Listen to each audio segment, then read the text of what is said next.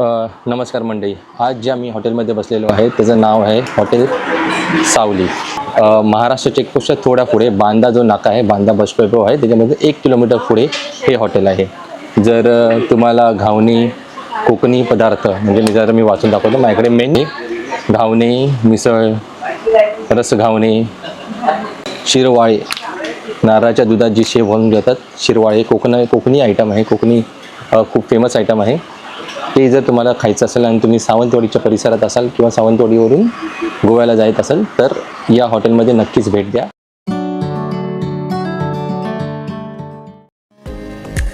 नारळाचं दूध आहे ना, नारळाचं तेल,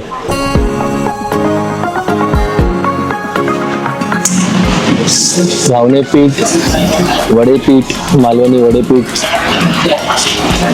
खोबऱ्याच्या वड्या, पापड, आमरस, काजू, मिठाई आणि हे टिपिकल मालवण तुमच्या समोर असा. 710 ही आमची गाडी. हा रोड आमच्या घरी म्हणजे सावंतवाडीला जातो. तो रोड तुम्ही 31ला यालच गोव्याला जातो. जेव्हा आपण हिडन जेम बोलतो, हे खरंच हिडन जेम आहे.